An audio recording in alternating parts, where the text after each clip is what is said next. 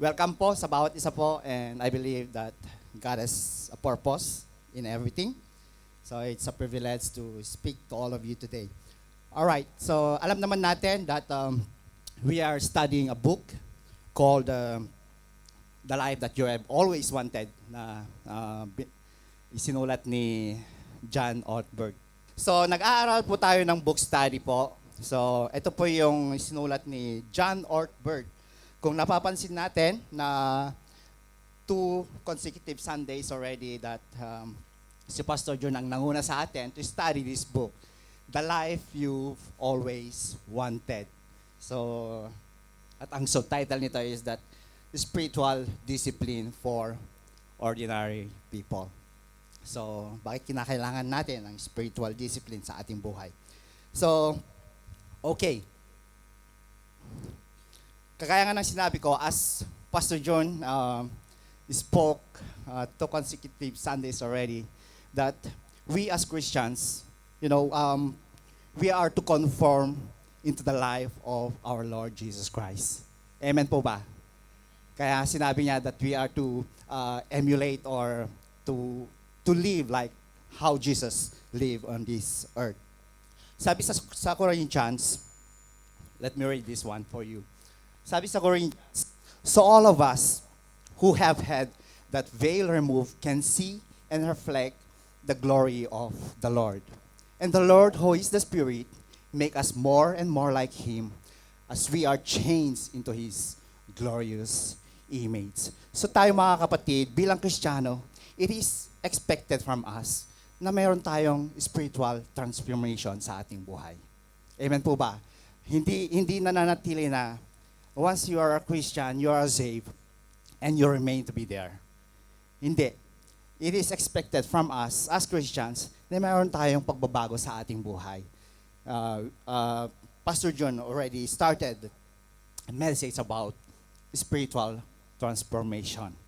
So, it is expected to all of us. Pero ang tanong ko, minsan kasi, na bakit Kristiyano naman na ako, pero parang talunan ako.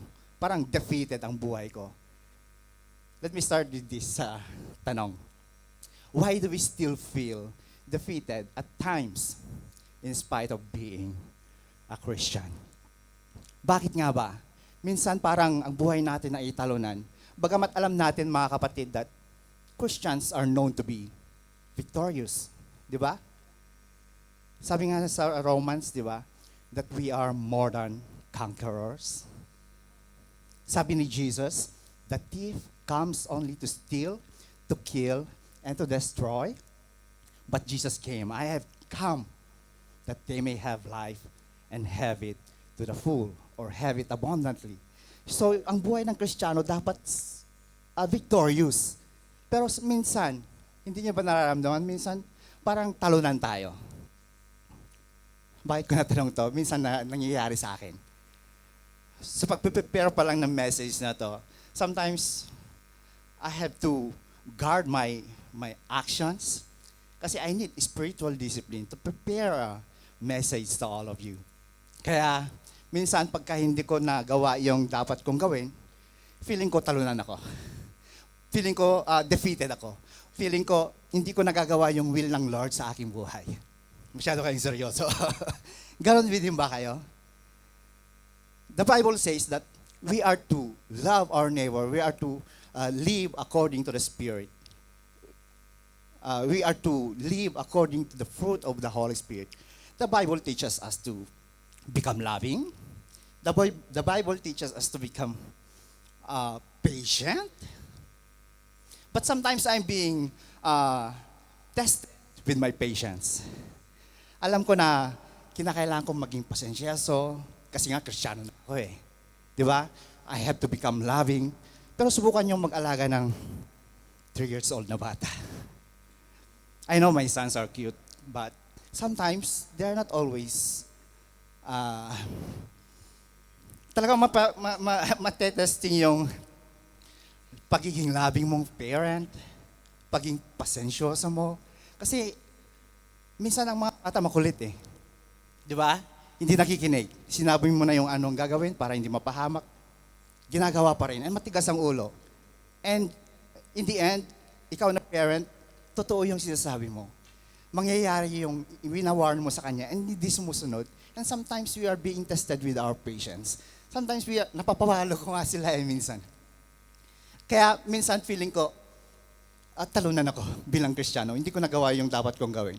Dapat maging pasensyoso, dapat maging loving, dapat maging forgiving.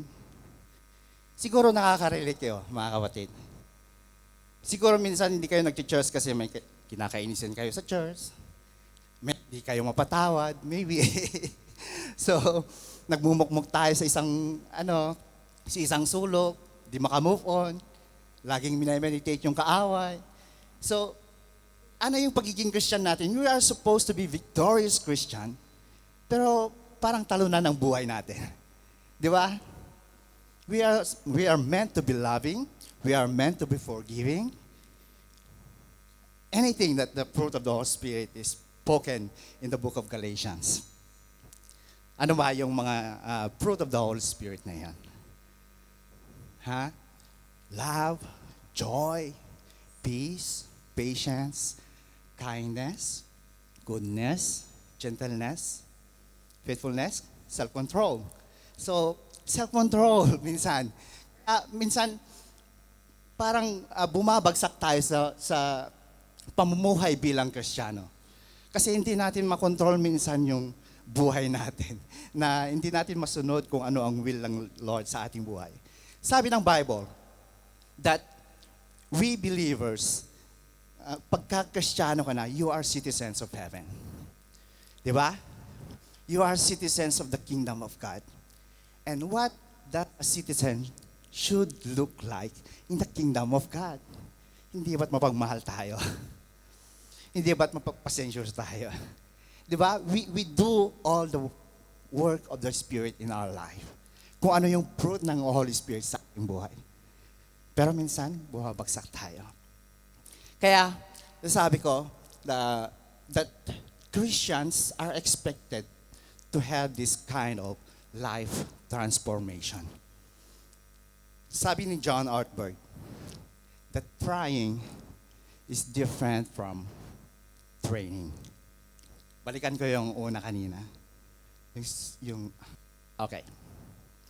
Sabi ni John Ortberg, trying is different from training. So there is a big difference. There's an immense difference between training and trying. Imagine, we are called to be like Jesus Christ. And sometimes, trying to become like Jesus is so different from training to become like Jesus Christ. At according sa analogy ni John Ortberg, it's like running a marathon, running a race. Malaki ang diferensya if you are trying to run a race, run a marathon, than training to run a marathon. Di ba? Yung trying kasi, parang you can only do so much, sabi nga nila. But training involves discipline. Training involves dedication. Training involves seriousness. That's why malaki ang pagkakaiba ng trying to become like Jesus than training to become like Him. Alam na alam ng mga coach ito. Yung discipline of an athlete. Lahat, di oras ng pagkain, lahat, may oras ng paggising and everything. Merong discipline. If you are a serious follower of the Lord Jesus Christ. Okay. So, balik sa tanong, why do we still feel defeated at times in spite of being a Christian? So, I don't know. Ganon din ba kayo mga kapatid? Minsan ba na-realize yun na para bang bagsak ako bilang Kristiyano? Minsan ba nasusubok pa tayo? May kasabihan nga alam nyo ba? Hindi ko alam kung alam nyo to. Sabi nila, habang may buhay, may. Habang may buhay, may pagsubok. Alam nila habang may buhay, may pagsubok. Minsan yung pagiging Kristiyano natin, mga kapatid, ay sinusubok. Hindi malalaman ang iyong pananampalataya hanggat hindi sinusubok. Kaya dumarating yung mga problema, how to respond on the things na dumarating sa ating buhay. Ayoko nang magtanong, baka walang bumalik sa linggo. Okay? Habang may buhay, may pagsubok. Kaya sinusubukan tayo minsan. So, let me give a title of this conversation for today. To gain is to train. Narinig niyo na ba to? To gain is to train. Alam niyo yung mga atleta? Alam niyo yung mga atleta? Athletes. So, they try to train so hard in their activity upang makamit ang isang bagay, ang isang papremyo, isang reward.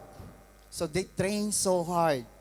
Kaya minsan, kung alam natin yung mga atleta natin sa Pilipinas, di ba? Tingnan natin kung sino to, kung kilala nyo to. Ay, hindi ko kung kilala nyo to. Si Manny Pacquiao, no? Nung nanalo siya ng mga iba't ibang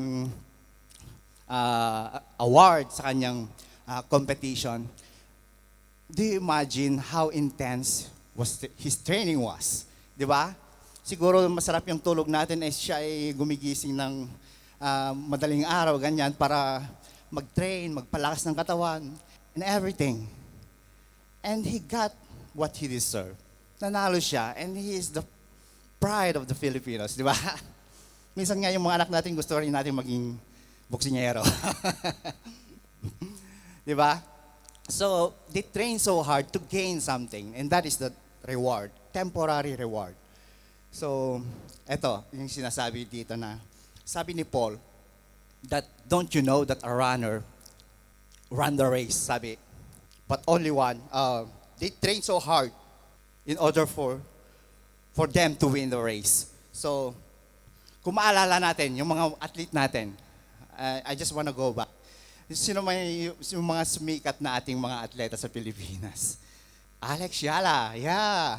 Okay, so according to observers, si Alex Yala daw is that napapansin nila the way he lives, the way he trains, talagang sobrang every day of her life daw is that talagang she went to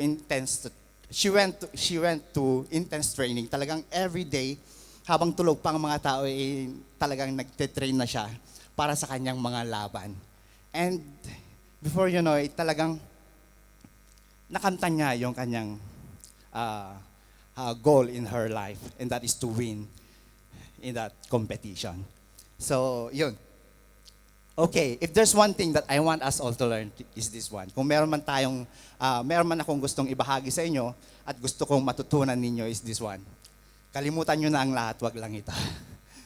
So, spiritual training leads to victorious Christian living. So, spiritual training leads to victorious Christian living. So, we have to train ourselves to live in the fruit of the Holy Spirit. Kailangan nating mag-train. Hindi pwede yung we are just trying to be like Jesus. We have to get our life involved into spiritual training upang mapagtagumpayan natin ang pagiging Kristiyano. Again, let me be clear, this is not about salvation. We believe that salvation is a gift. But yung pamumuhay natin bilang Kristiyano ay ibang usapan na kailangan natin pagtagumpayan. Hindi ko tas na tayo, we stop there, papetik-petik na tayo. We don't do anything anymore for the Lord.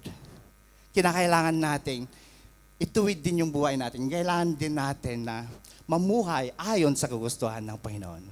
So, salvation ay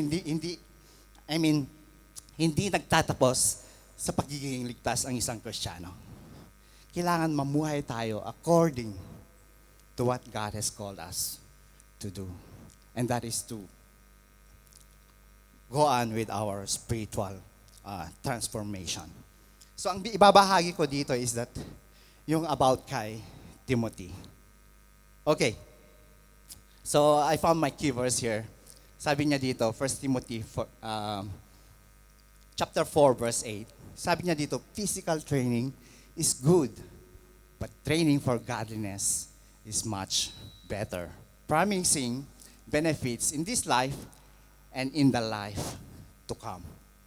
Anong ibig sabihin nito? Physical training is good, but training for godliness is much better. Promising benefits in this life and in the life to come. Maganda raw yung physical training, yung pag-exercise, sabi ni Paul. Di ba? Sinong araw-araw nag-gym dito? Wala. Lahat mahirap yung physical training, yung bubuhat ng weights para lumaki yung mga muscle natin. Sabi ni Paul, maganda raw yun. But may mas magandang pang bagay, and that is to train for godliness. So, training for godliness is much better, promising the benefits in this life and in the life to come. So, may kilala kayo, nag-gym araw-araw, lumalaki yung katawan, and then, di ba? Brother, 4 times, okay. So, maganda raw, sabi ni Paul. It's beneficial naman. It's good. Pero wag mong kakalimutan. There's even better. And that is to train to become godly. Sometimes kasi ang secular, karamihan sa tao na hindi nagtitiwala sa Diyos. Okay? Minsan, we are so into physical training minsan that yung katawan natin, kunyari, you go to gym every day. I know one na nag-gym every day and then gumaganda yung katawan. But sometimes, iba yung you are physically shaped, pero yung wala kang character. Yung hindi ka godly. Malaki nga ang katawan mo, maganda nga yung shape mo sa katawan, pero kung makapanlait ka naman sa kapwa mo Di ba? Bagsak ka naman doon, di ba? Wala ka naman yung heart for God. So, magkaiba yung difference nun. Kaya sabi ni Paul na physical training is good, but training for godliness is much better. If there's one thing that we are to train for, and that is yung pagiging maka-Diyos. Okay? Maganda yung physical training. Do it. By all means, sabi nga. Pero wag niyong kakalimutan, may mas magandang bagay pa. And that is to train spiritually. Train for godliness. So, let me define spiritual discipline. Spiritual discipline are any activities that can help us gain power to live in the fruit of the Spirit. Any activity. Ano ba yung mga bagay na iyon na nakakatulong sa atin upang maging mas loving tayo maybe, mas maging pasensyoso tayo? Does prayer help? Does reading the Bible help? Ano yung mga discipline natin? Does removing or fasting from social media helps? Di ba? So these are spiritual disciplines na maaaring makatulong sa atin in how we live as Christians should do. Okay. Let's start with our verse from Timothy chapter 4 verse 6 to 16. Okay. If sabi niya dito, ito yung nagsasalita dito is si Paul, si Apostle Paul. Okay. Sabi niya dito, if you explain these things to the brothers and sisters, Timothy, you will be worthy servant of Christ Jesus, one who is nourished by the message of faith and the good teaching you have followed.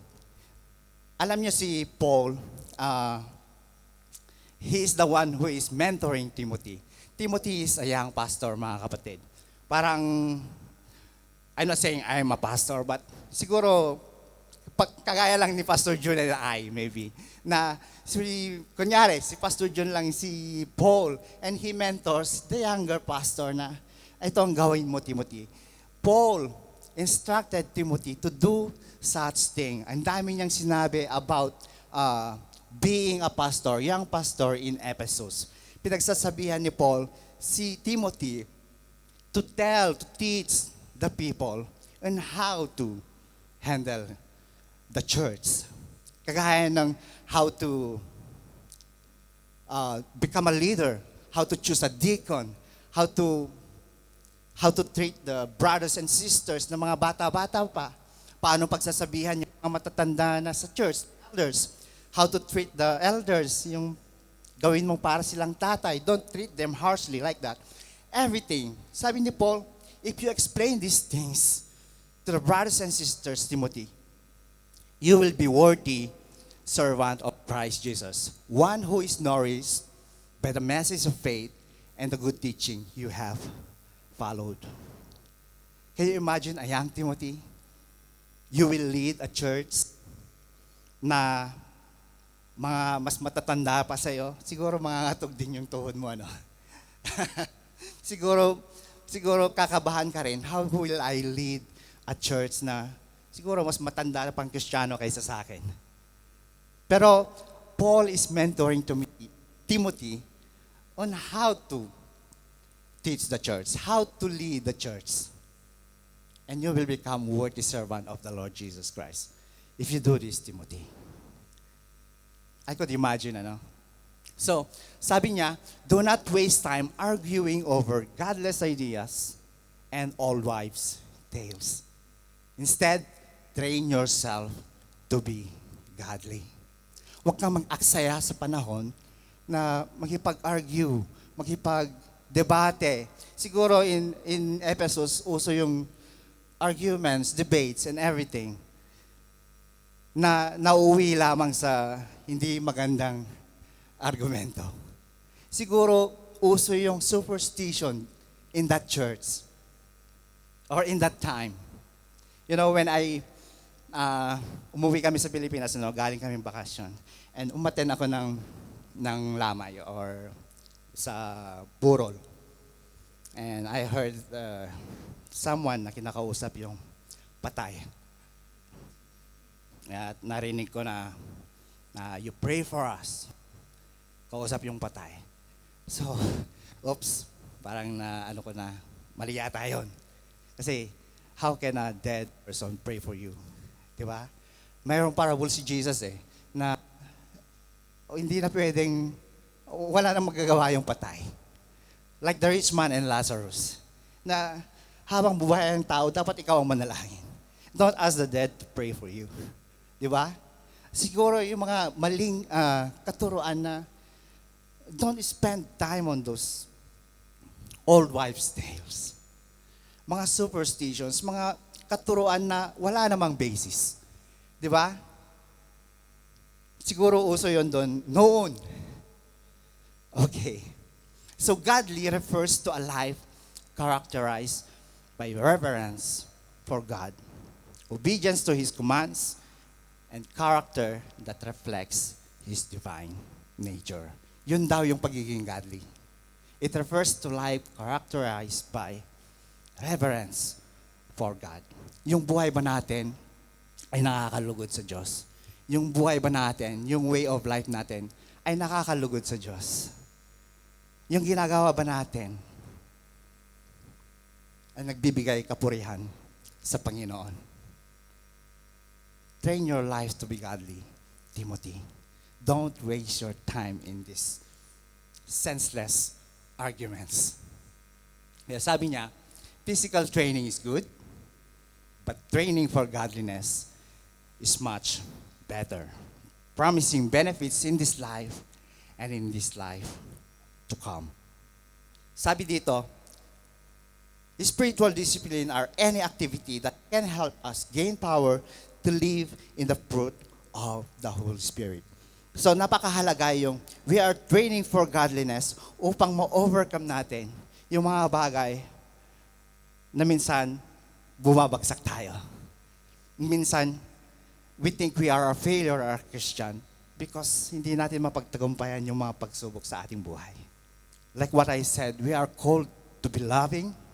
We are called to be forgiving. Kaya nga sabi ni Paul kay Timothy, sa first chapter pa lang, I written these things to you for the purpose of all believers should be filled with love, coming from the pure heart, clear conscience, and a genuine faith. So makikita natin yung purpose why Paul wrote this letter to Timothy. Pero nagagawa ba natin minsan yung pagmamahal na iyan? Nagagawa ba natin yung pagiging like citizen of the kingdom of God? Marunong ba tayong magpatawad? O nagkikimkim tayo? Sabi dito, this is a trustworthy saying and everyone should accept it. This is why we work hard to continue and continue to struggle. For our hope is in the living God, who is the Savior of all people, and particularly all believers. Anong sabi niya dito? This is a trustworthy saying, Timothy, and everyone should accept it. Ano yung trustworthy saying na yun? Yung sinasabi niya na spiritual training, yung training for godliness is much better so that you will reap the benefit in this life and in the life to come. Yung pagiging maka-Diyos natin, sa tingin natin, di ba, may benefit sa atin. May benefit ba sa atin yung pagiging mapagmahal? Of course, di ba? Yung pagiging pasensyoso. Of course. Yung may self-control. Di ba? Training to become godly is beneficial to us. That's why this is a trustworthy saying that everyone should accept it. Train to be godly. Teach these things. Paulit-ulit si Paul. Turuan mo sila. Teach these things. And insist that everyone learn them. Don't let anyone think less of you because you are young. Be an example to all believers in what you say, in the way you live, in your love, your faith, and purity. Turuan mo yung church about all these truths, about these spiritual truths. Don't let anyone think less of you. Can you imagine? I could imagine because bata pa naman ako. I'm putting myself to the life of Timothy na minsan talagang, how could I lead? Kinakausap nga ako nila, Pastor, why don't you try the exam for pastor? Nag-iisip ako how could I lead people na ang dami-dami, mas matanda pang Kristiyano sa akin? How? Kaya siguro maybe si Timothy, I can imagine na medyo may kaba rin, may takot din. Kaya nasasabi ni Paul sa kanya that do not neglect the spiritual gift that God has given you. For God did not give us a spirit of fear or timidity, but of power, love, and a self-discipline. Kaya minsan siguro nakikita ni Paul si Timothy na lack of courage maybe. Di ba? Kaya nasasabi to, do not think less of yourself because you are young. Alam siguro ni Timothy, ni Paul. Paul knows the gift na taglay ni Timothy. Maybe he knows the spiritual gift na kayang gawin ni Timothy. That's why he encouraged him. Now, don't think less of yourself because you are young. Show to them, be an example to them in the way you speak, in the way you live, in your love, in your faith, and your purity.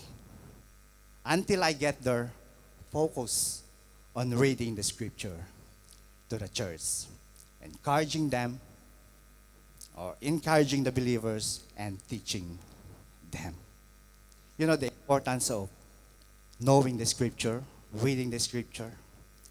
Sabi nga ni, I don't know how to pronounce this, Dietrich Bonhoeffer, your favorite mom, Christianity without discipleship is Christianity without Christ. Imagine you claim to be a Christian, but there's walang pag-aaral, walang pagsunod, hindi umaattend ng siguro church, service, walang fellowship among other believers. Kaya nasasabi siguro niya na Christianity without discipleship is Christianity without Christ. That's why Paul says this one, that until I get there, focus on reading the scripture to the church, encouraging them, or encouraging the believers, and teaching them. Ano ba yung nagagawa ng scripture kasi sa atin, mga kapatid? Paul says that in his second letter to Timothy. Ano yung 2 Timothy 3:16? Memorize nyo?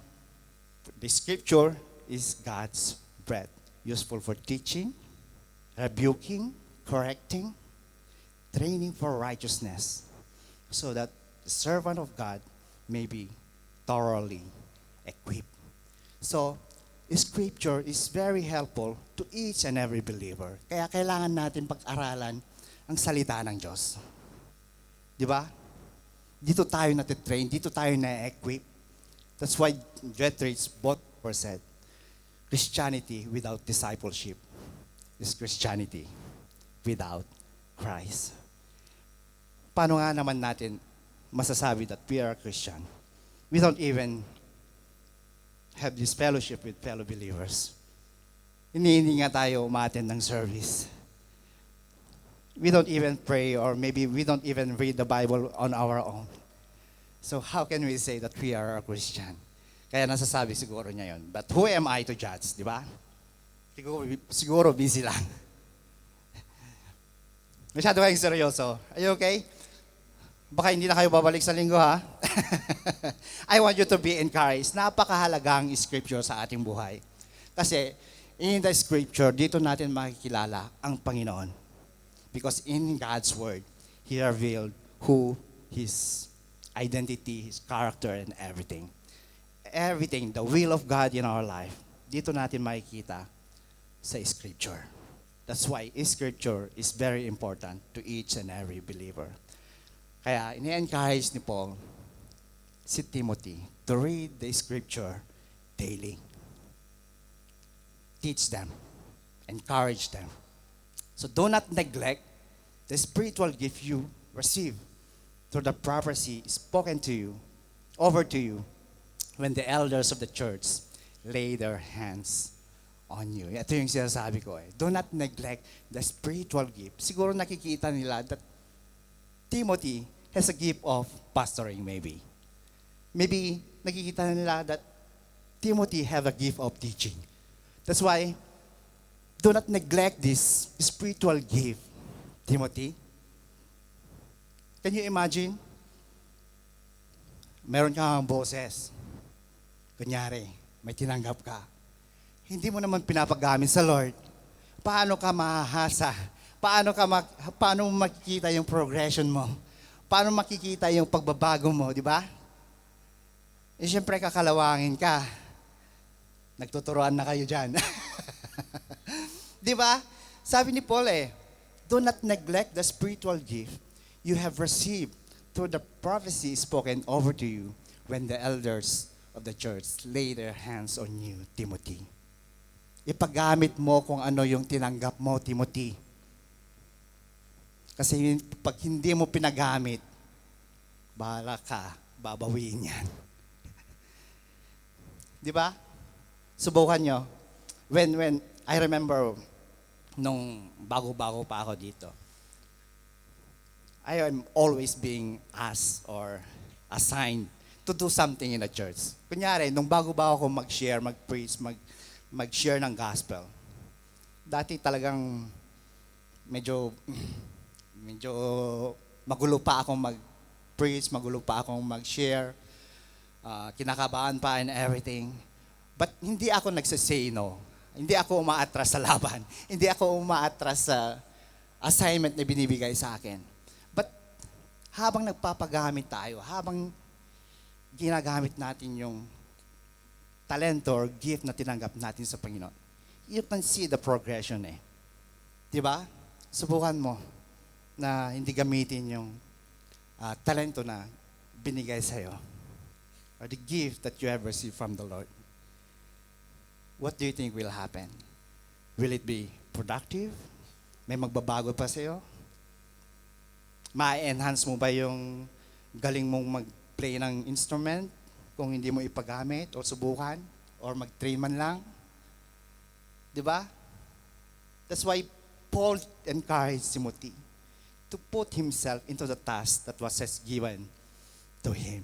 And that is to lead the church, to pastor the church. Give your complete attention to this matter. Throw yourself into your tasks so that everyone will see your progress. You see?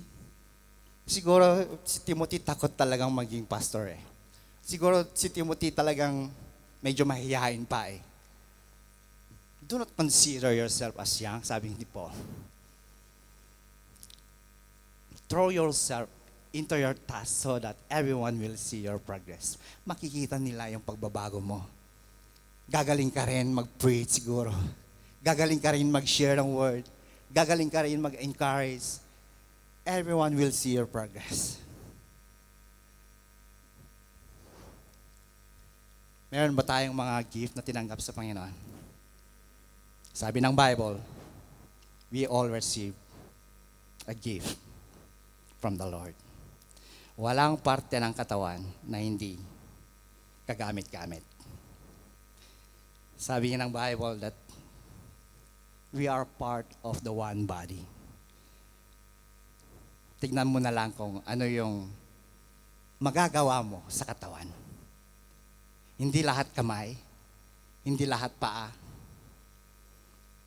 hindi lahat bibig. Pero,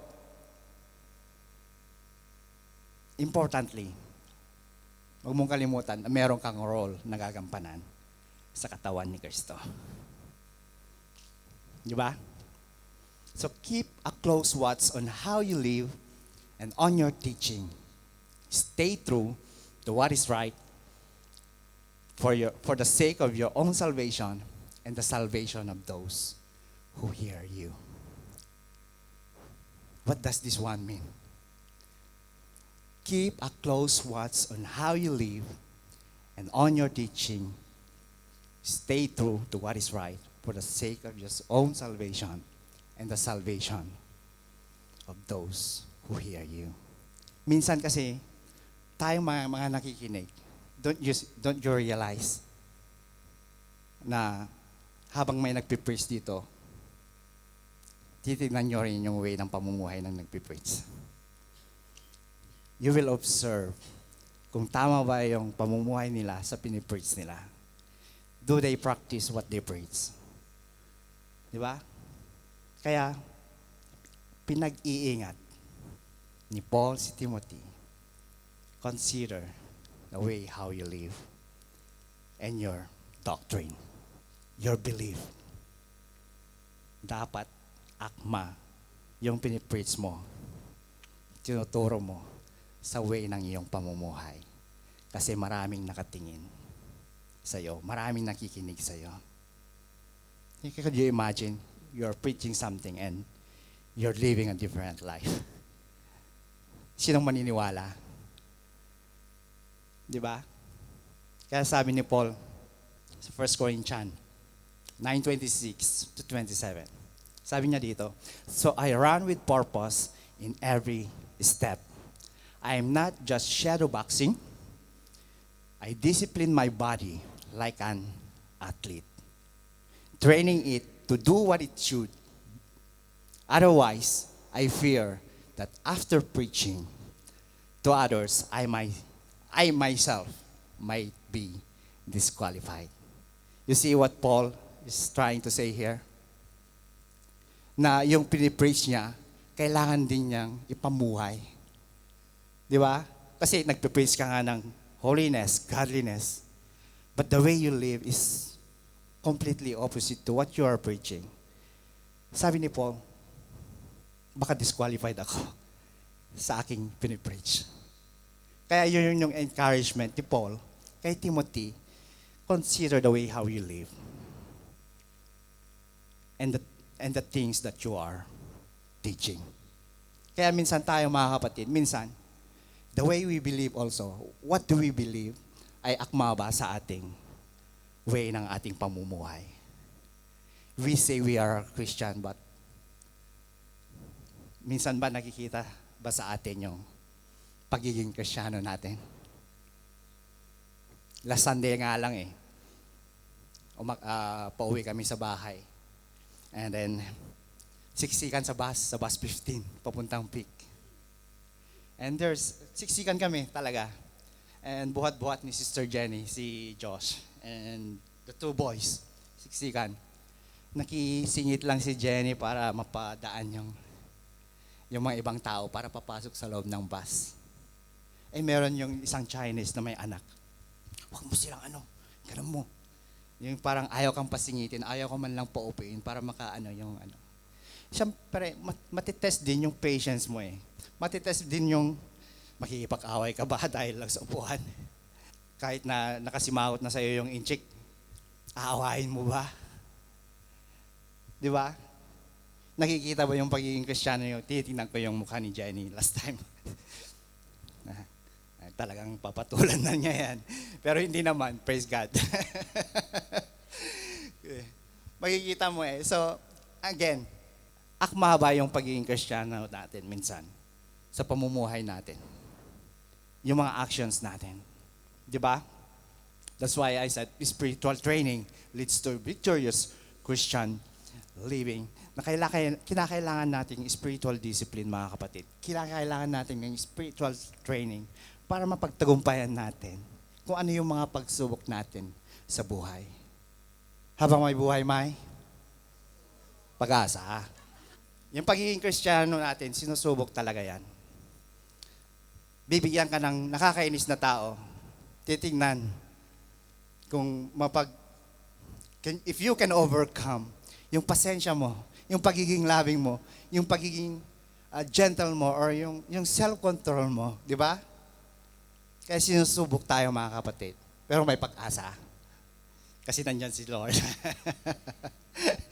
Kaya kailangan nating dumaan sa spiritual training. We have to submit ourselves para mapagtagumpayan natin.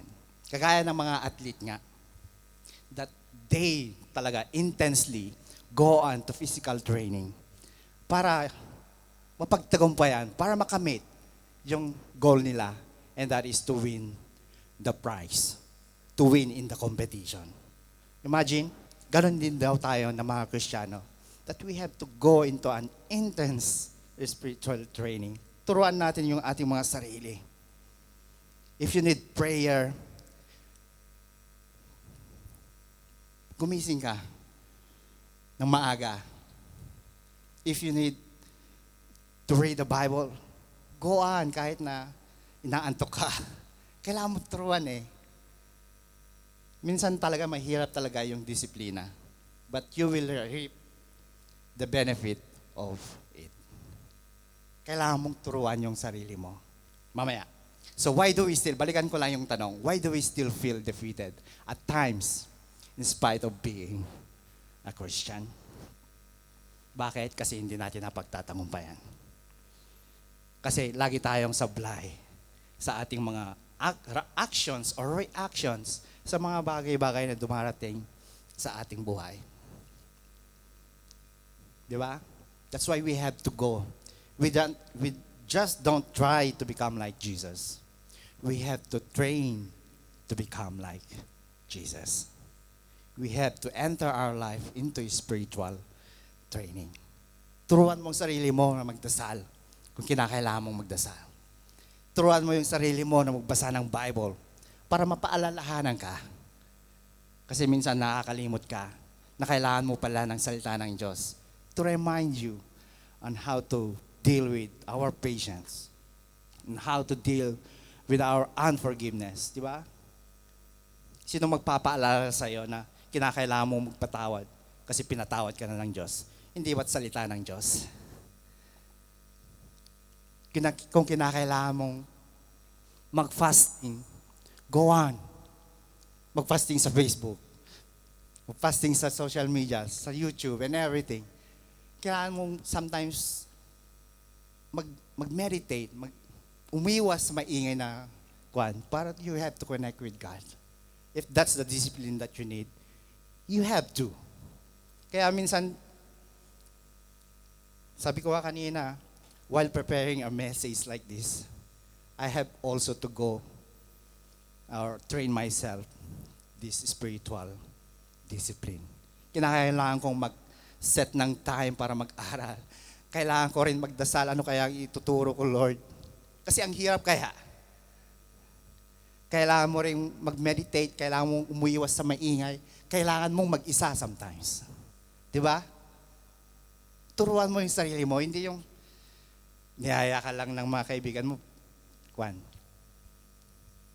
Sunod na agad, may kailangan kang gawin na pinapagawa ng Lord sa'yo. Who would you choose, your friend or your God? Di ba? Okay. Sabi ko dito sa social media natin, the goal of Christianity is not just about salvation or knowing the truth about Jesus, but experiencing true life transformation. Hindi lang natatapos sa pagiging ligtas. Hindi lang natatapos sa alam mo ang lahat ng information sa Bible. Dapat natatapos sa kung ano ang ginawa ng Diyos sa iyong buhay. May pagbabago ba? Is there a life transformation in you? Nakikita ba ng tao yung pagbabago mo? Na dati kang siguro mataray or palaaway. But then nung naging Kristiyano ka na mabait ka na. Hindi ka na basta-basta sumasagot. Or nagiging mapagmahal ka na. Yung mga narinig mong negative, pinapalampas mo na. Di ba? Hindi na tayo basta-basta madaling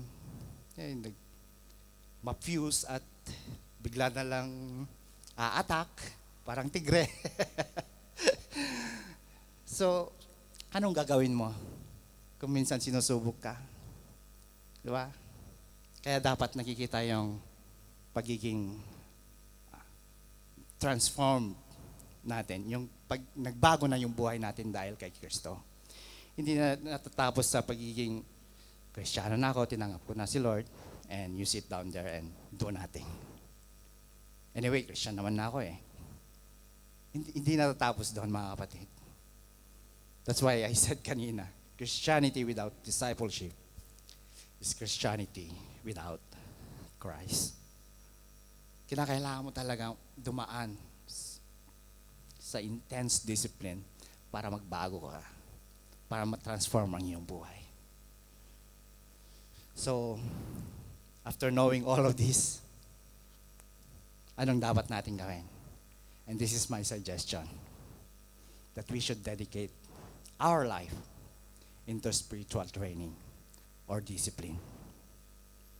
Parang mga atleta, mga kapatid, na laging sinasambit ni Paul, we have to push ourselves upang ma-overcome natin. Let me be clear, this is not about salvation. Kasi sabi niya, sa book, sabi ni John Ortberg, that spiritual discipline is not a means to gain favor from God. Ginagawa mo ito dahil alam mo that you would benefit from all of these things. Yung ginagawa mong training ay ikaw din ang makaka-benefit. But it's not a means na makaka-gain ka ng favor from God. So, I would like to share the last verse na alam natin kung ano ang pamumuhay ni Paul during his time. Na sabi niya kay Timothy, sabi niya, I have fought the good fight, I have finished the race, and I have remained faithful. And now, the prize awaits me, the crown of righteousness, which the Lord, the righteous judge, will give me on the day of his return. And the prize is not just for me, but for all who eagerly look forward to his appearing. So makikita nyo natin dito na masasabi ko that the life of Paul, his Christian life is victorious. Kasi nasasabi niya to he remained faithful to the faith up to the end of his life. Kasi during their time, even now, mga kapatid, although we are Christians nowadays, sometimes tumatalikod tayo sa Panginoon eh. In their time, maraming tumatalikod sa pananampalataya. That's why Paul warned Timothy na marami ng mga naglaganap na false teachers. Tapos, dinedeceive nila yung mga nasa church. And Paul warned Timothy against those false teachers. Kasi maraming tumatalikod sa totoong pananampalataya sa Panginoong Jesus. That's why I said, the life of Paul is victorious because of his statement like this. I have fought the good fight. I have finished the race. And I have remained faithful. Mga kapatid, that's my encouragement also sa ating lahat. Na although we are Christians now, mga kapatid, we run our race with faithfulness. Hindi tayo dapat nadi-distract. Let's have this goal na ma-reach natin yung end of the finish line na faithful tayo sa Panginoong Jesus. Na hindi natin tatalikuran yung pananampalataya natin. We don't turn our back in the true faith na nagbigay ng kaligtasan sa atin. That's why I said spiritual training leads to victorious Christian living. Because even Paul disciplined himself para siya mismo ay hindi siya ma-disqualify against sa kanyang preaching.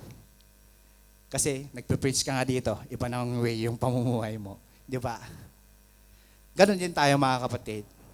We claim that we are Christians, but does our life reflect the Christianity that we claim? Di ba? So dito po ako tatapos mga kapatid. I hope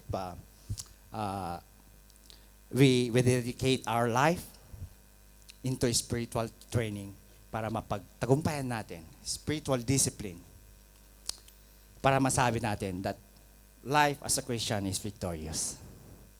Amen?